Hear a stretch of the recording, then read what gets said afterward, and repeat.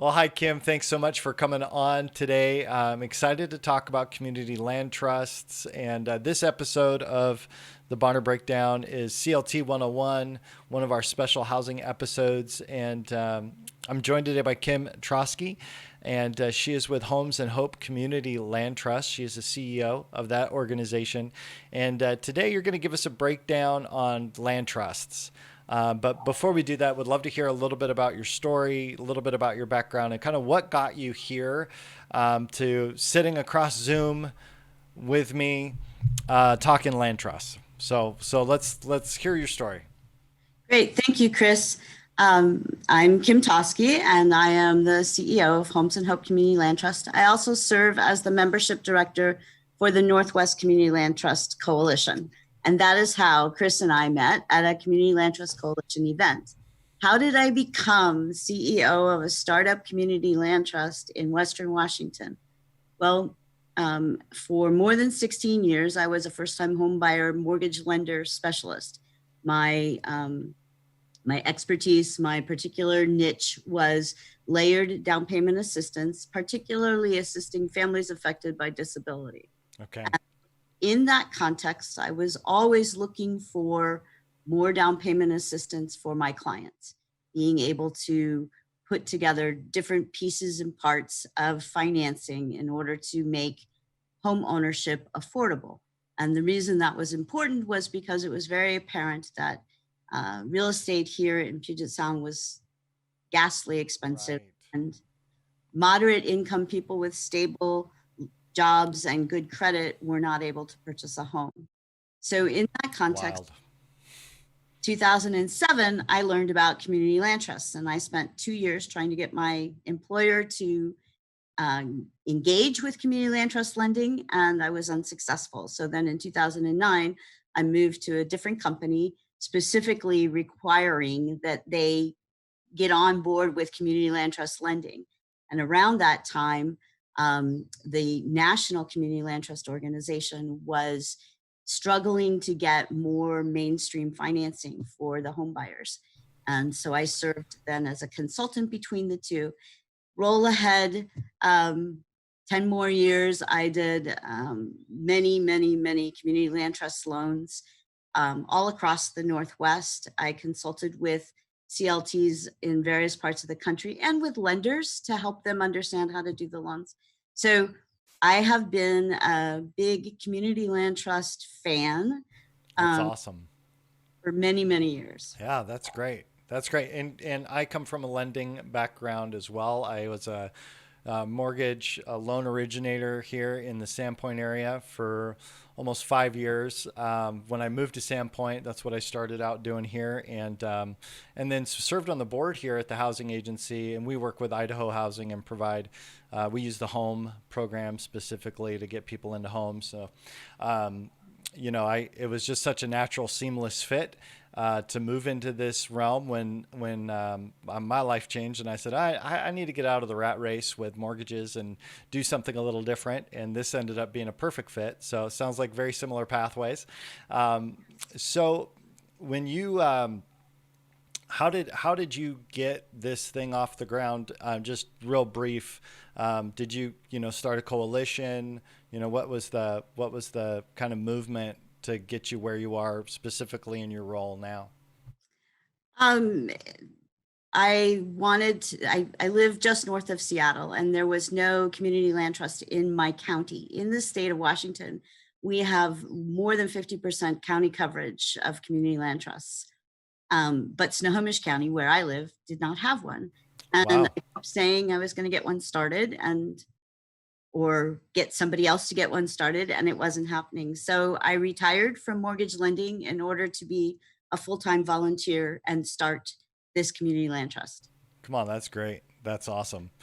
So let's dive into land trusts a little bit and give us this 101 overview about community land trusts and why they're important. Okay, thanks, Chris. So community land trust, and for the sake of expedience, I will usually refer to them as CLTs. It's a little bit easier to say. CLTs are a form of affordable home ownership. But more importantly to the community, they are a form of permanently affordable home ownership.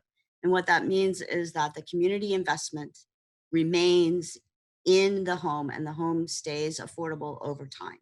So the way community land trust works is using the legal instrument of a leasehold. The home buyer purchases the home, and the leasehold allows the community, the nonprofit, the CLT, to retain ownership of the land. It's a 99-year lease that is renewable for a second 99 years. It's inheritable and transferable. So it puts into play affordable home ownership with a 198-year arc of affordability and of vision. That's amazing. Yeah, that's a long time. It is a long Yeah, time, a it's good. very long time. Yeah, and I love that there's for some people who one of the benefits of home ownership is you do get to leave a legacy for your family, and that you don't lose that with a land trust. Right, exactly. And when you're looking at deed restricted home ownership, which is another form of affordable home ownership and is often referred to as permanently affordable home ownership, it's a little bit different from a community land trust. And the big difference is the leasehold. So with the leasehold, the homeowner is paying a small monthly lease fee. Here in Washington, Oregon, and Alaska, it's usually about $75 a month. I believe in Idaho and Montana, it's more like $35 or $50 a month. And that varies across the country, but in general, it's going to be a very small number. And that lease fee serves then as a canary in the coal mine. It serves then as a something's not right if after the closing, the homeowner is experiencing a problem, that lease fee doesn't come in, then the community land trust has sort of a warning sign, and they can reach out. And oftentimes in that reaching out, there's something relatively simple that can be solved. And so with the support of the community land trust after closing, even if the homeowner has a problem, the community land trust can help them navigate that. And so it's not supported home ownership in the context of nobody's telling you what to do, but it is supported home ownership in the context of if you run into trouble, there is someone to help you navigate.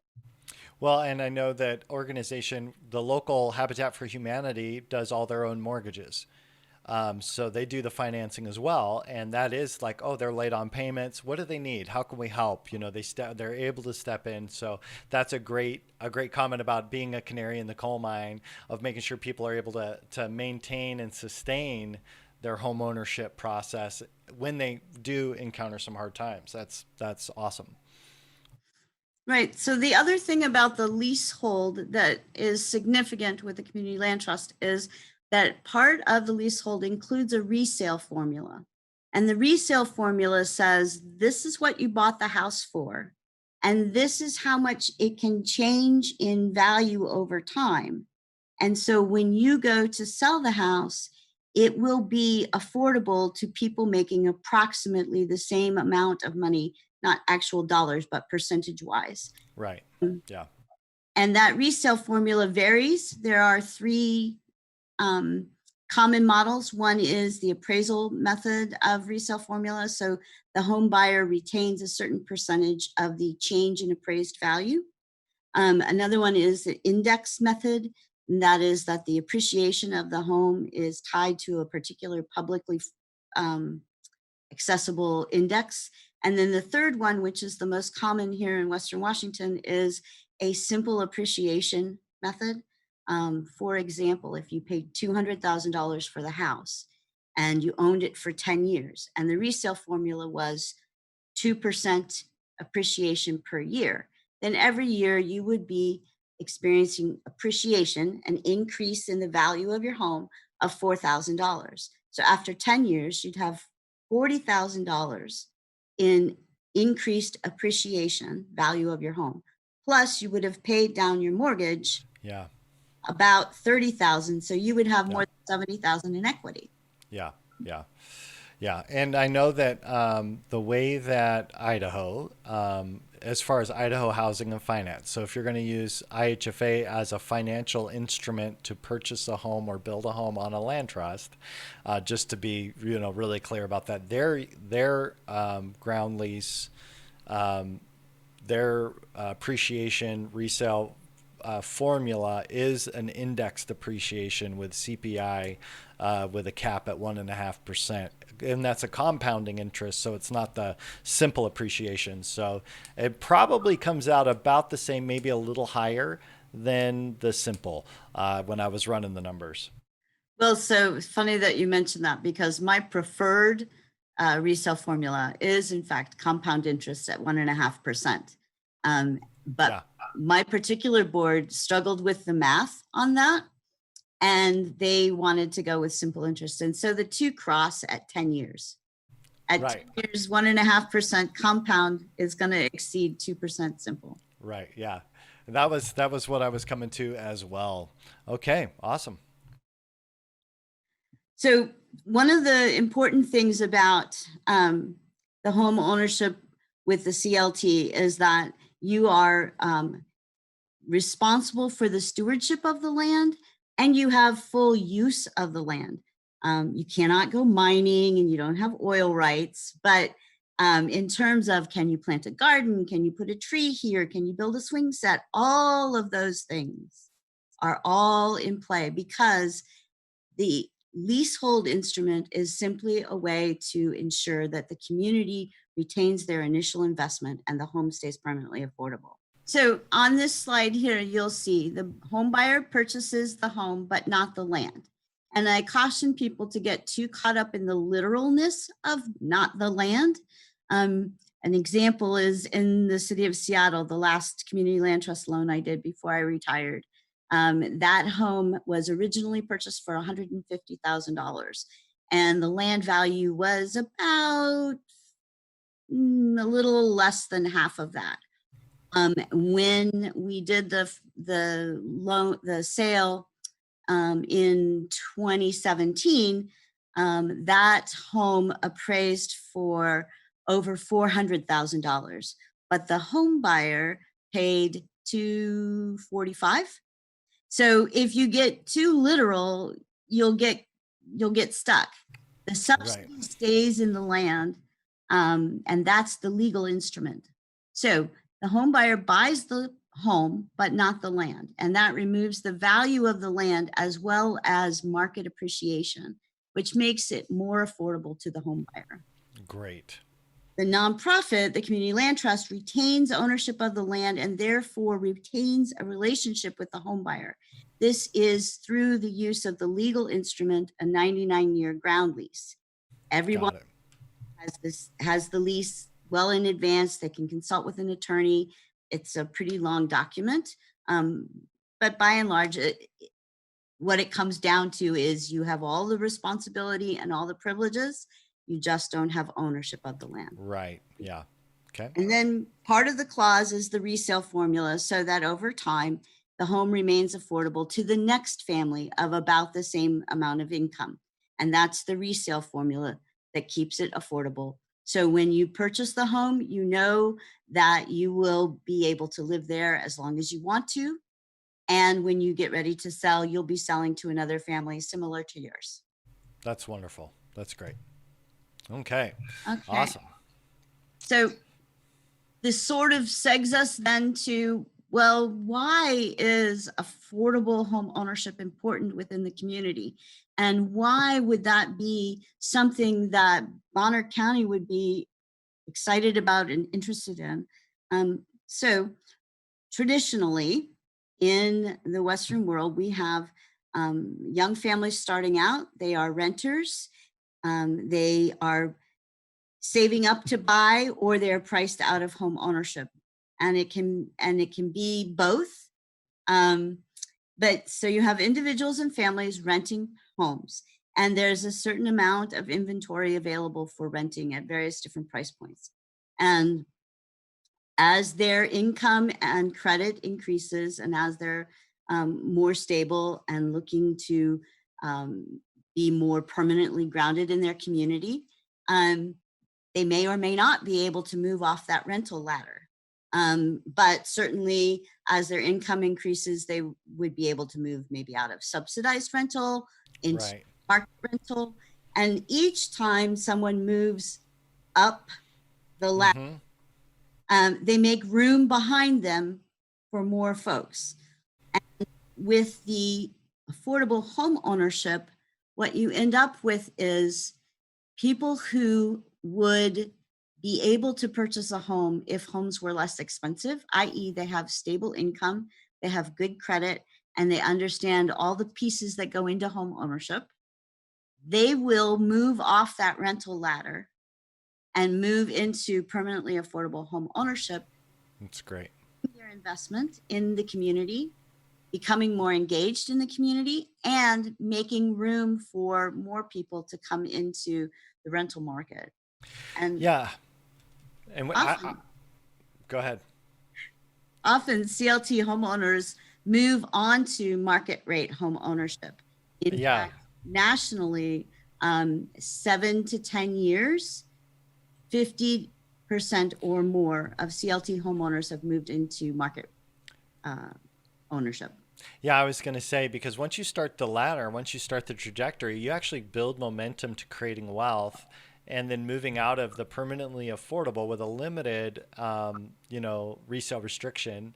You want to get out of that resale restriction because you have a different capacity after 10 years of the affordability.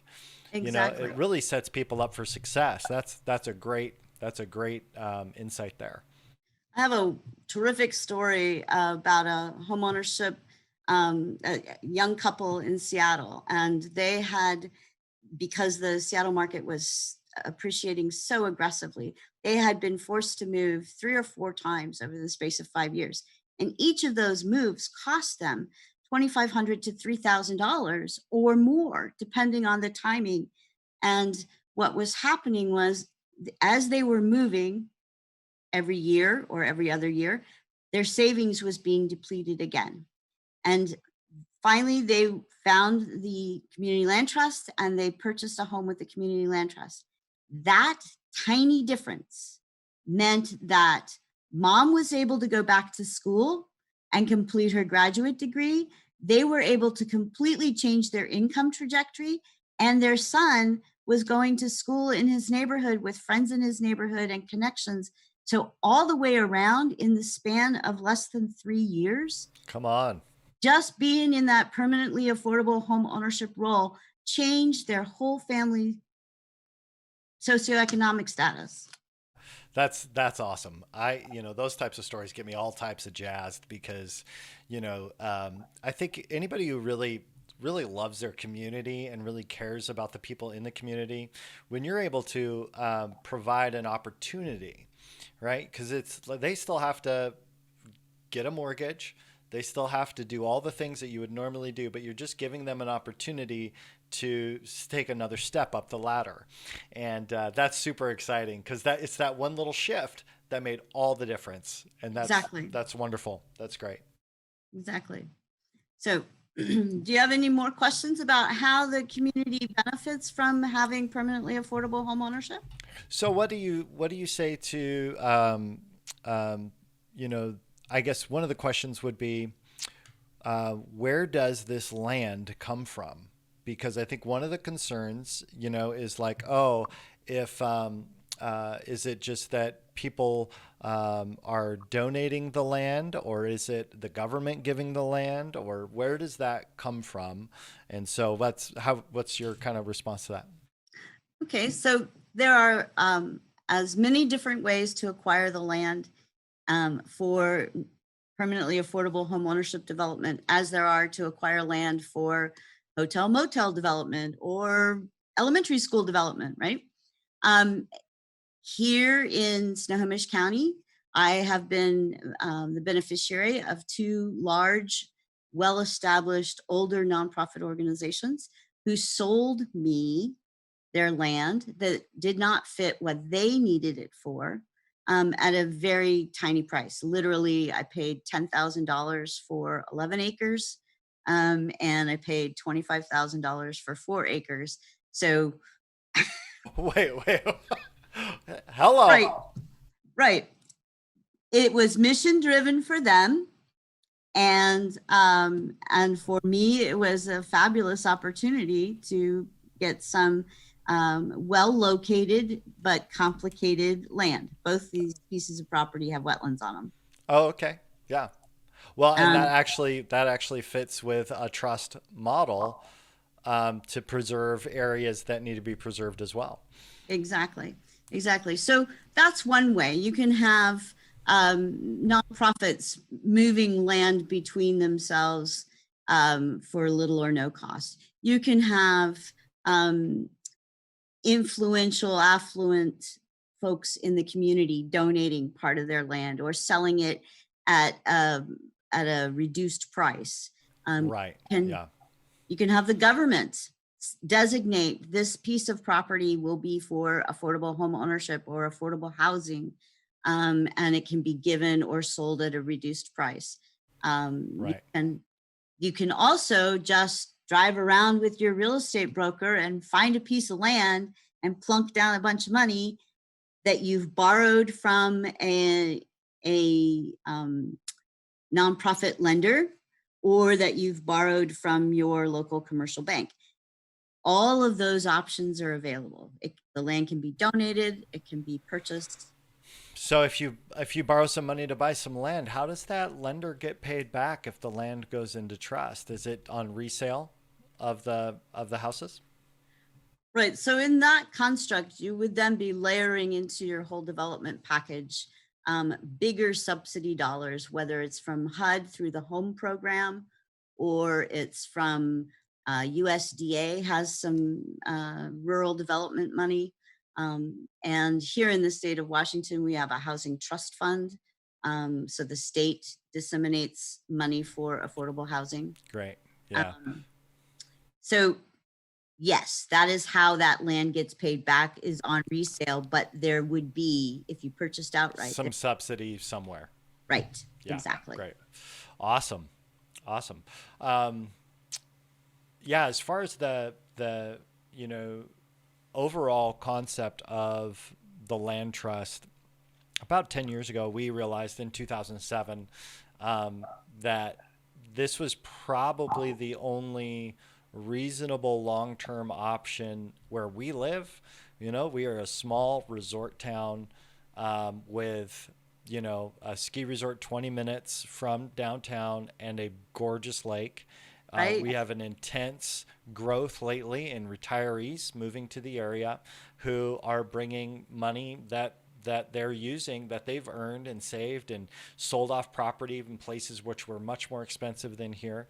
And the local families that are working at the manufacturing shops, that are working in the service industry, they can't afford to rent or buy. So the rents are going through the roof, and so we've been in this predicament for a long time, and so being able to say, okay, here's a solution that provides and maintains that core element of North Idaho, which is kind of that pull yourself up by your bootstrap mindset. It's that right.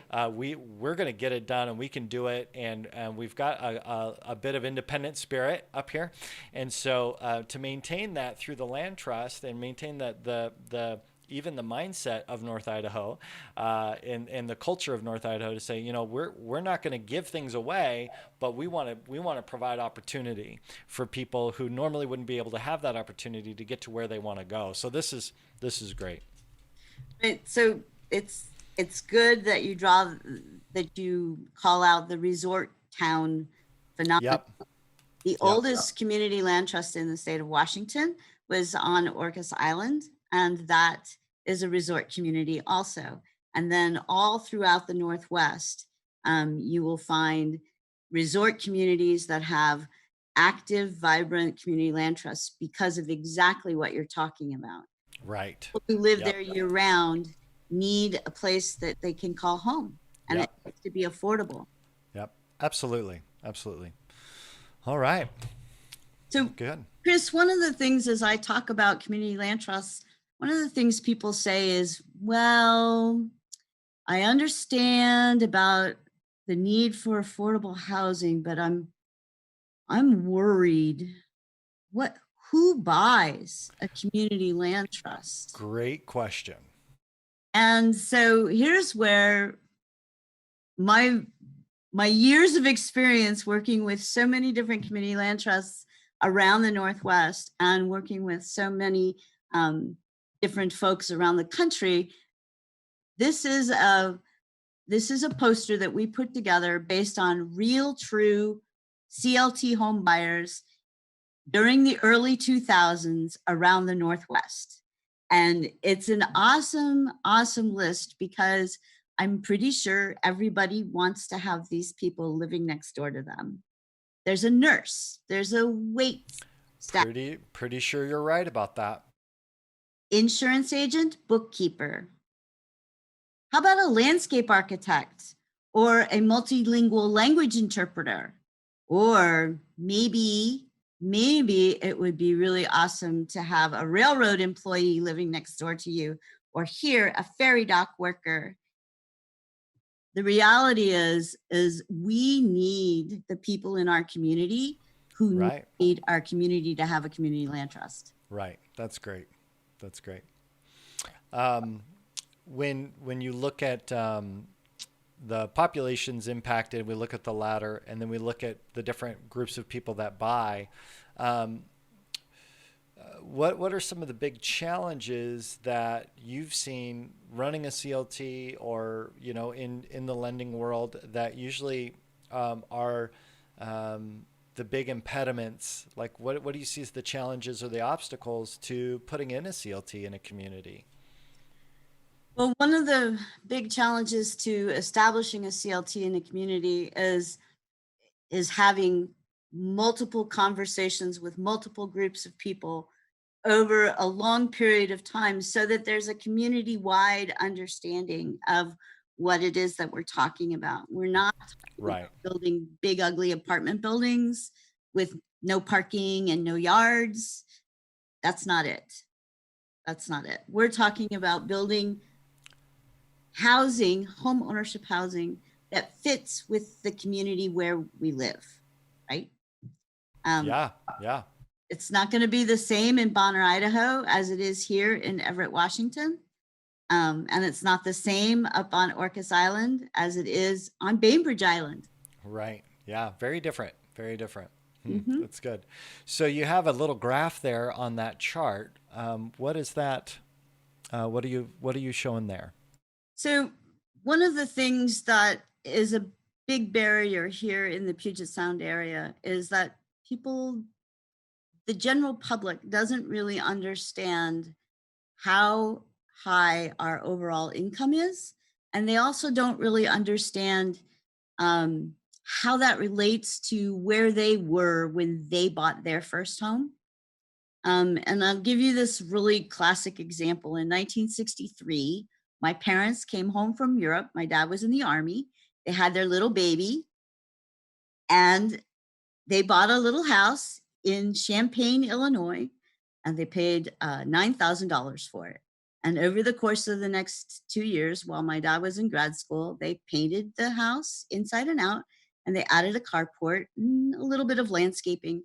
And when all was said and done and they sold that home, they made $500. Woohoo! They were so excited.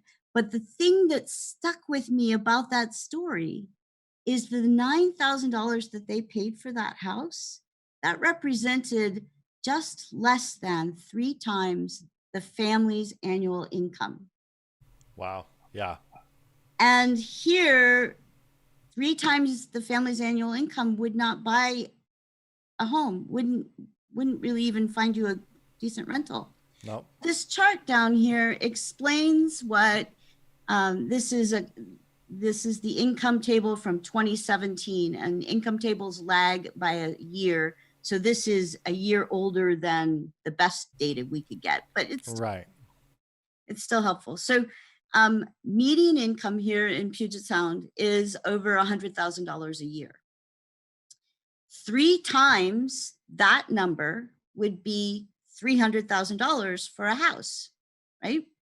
If you want to have the affordability that was there in the early 60s, $300,000 house would be affordable in the same way for somebody living here in Puget Sound making median income. Remember, the definition of median is half of the people make more and half of the people make less.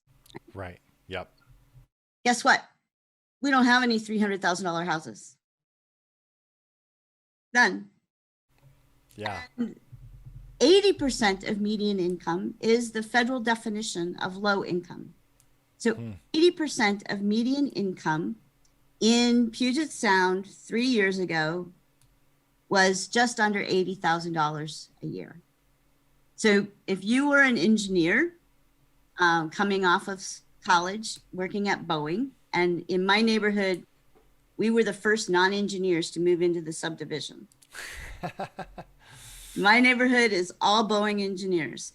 It's changed up a little bit in the last 10 years, but it's pretty solid bet that everybody here was related somehow to Boeing. And Boeing engineers coming out of college are making less than $80,000 a year. And almost all of my neighbors who are original homeowners in this subdivision, they almost all bought their house within a year or two of graduating and starting at Boeing.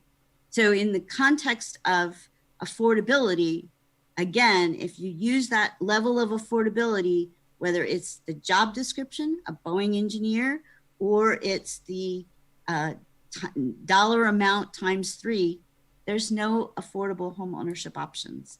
There's not even any affordable rental options. What's the median home value where you're at?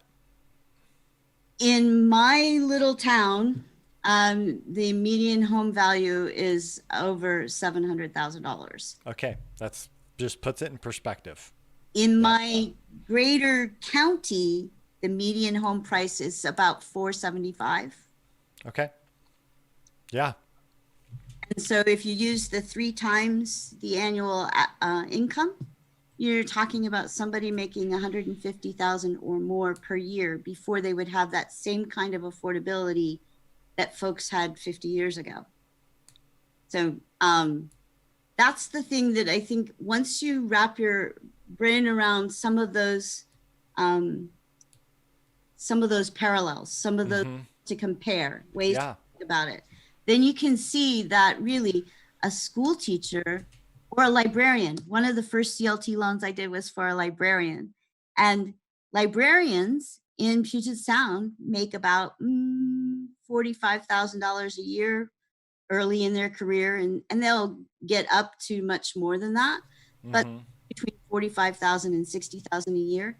And you know, my whole life I thought $45,000 to $60,000 a year was like, woohoo, that was big bucks. Except that's not homeowner. Absolutely. Yeah. Yeah. And you can see that under federal definition, very low income, which is 50% of area median income, very low income for a family of 4 is $48,000 a year. So there's my librarian right there. And she would fall into the category of very low income. Right. Yeah, absolutely. Wow. Wow. The numbers are different in Bonner, but it's, the corollaries are the same. Yeah, they really are. And, you know, part of what we see here is like our median home price is $329,000, I think. And but our that low income mark, that 80% for a family of 4 is $48,000. So, you know, we're looking at the $150,000 home would be affordable. Right. Exactly. You know, and with the current lending, the way that is structured, as far as getting to a 30% of your income for a housing payment on a 30-year note, we're right around 200,000.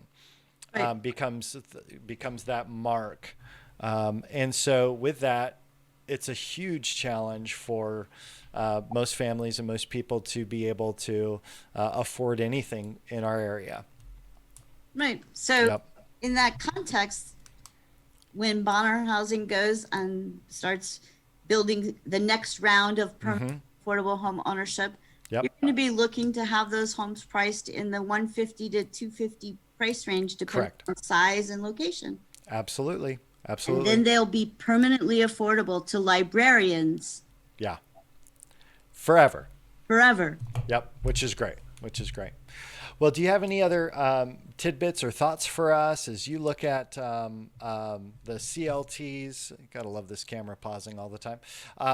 Do you have any other thoughts or anything you want to share with us around, like just kind of introductory around CLTs?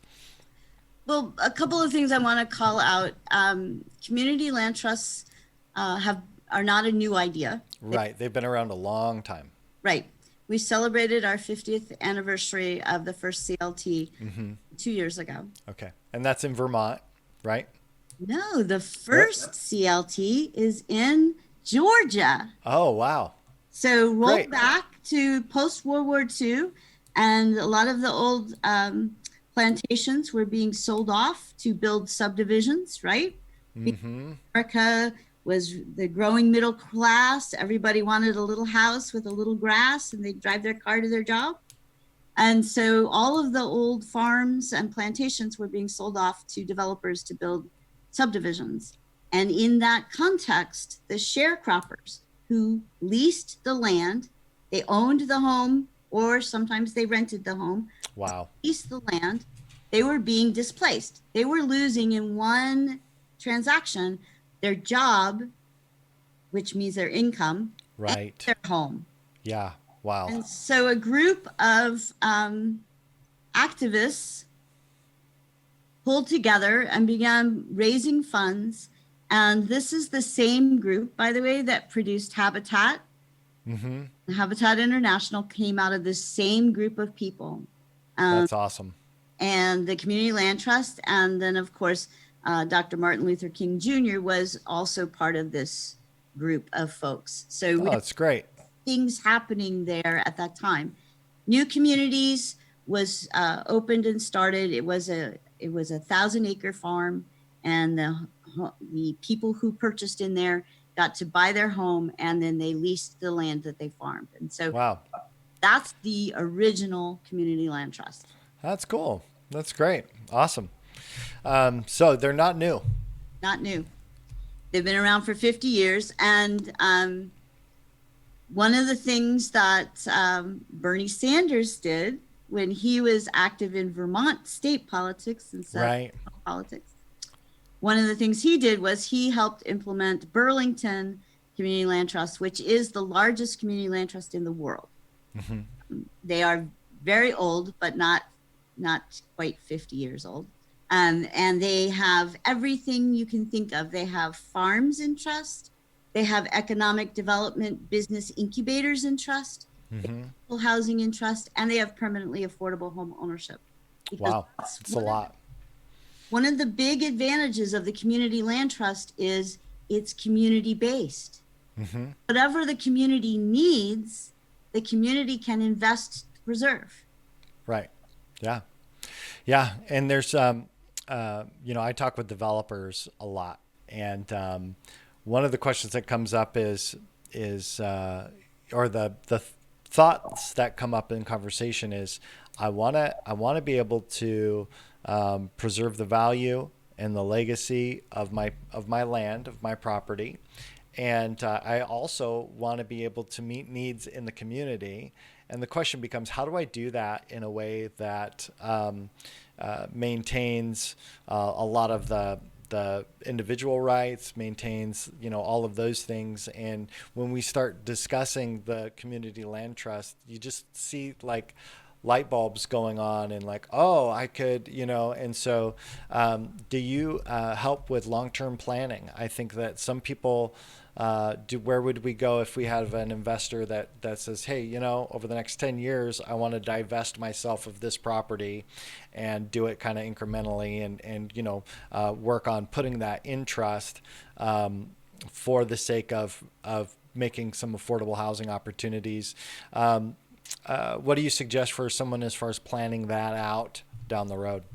Sure. So there are several examples of that around the Northwest and around the country. I would say, number one, the first thing you want to do is talk to some people who've been through it. Yeah. Experience is a great educator. And so talking to some people who've been through it can be super helpful. Lopez Community Land Trust on Lopez Island here in Puget Sound. Okay. They were started as a farm trust because Lopez Island was becoming more and more a resort community and less a farming community. And interestingly enough, what emerged the first many years was the affordable home ownership, affordable housing piece. And they just got a farm into trust, and that farm came into trust through long-term planning and long-term investment. On Orcas, they have been able to put together multiple, I don't want to say significant families, multiple families. Well, Yep. yeah. That have capacity. Right. Who have been willing to put, this orchard was where our cows were, and we're not having cows anymore. We're retiring. Or maybe even passing away. Grandkids are fine. Our kids are fine. We want to give this pasture to the land trust. Oh, that's great.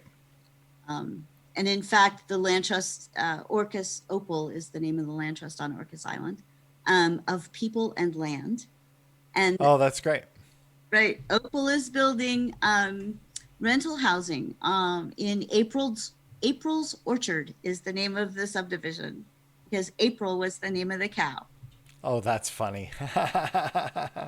Legacy. Oh, that's good. Yeah. Right? Yeah, absolutely. Legacy. Absolutely.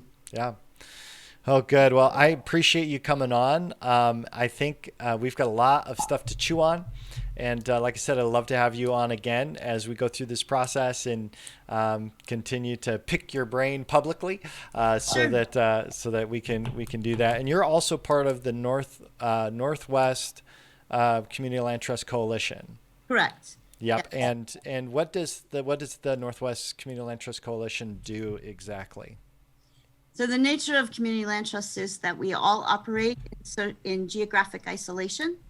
And so the coalition gives us a mechanism that we can come together and share best practices, trade ideas, support each other. Yes, we all live in community and we are all connected to the communities where we live. Yep. But there's just a thing about being able to hang out with people who do exactly what it is that you do.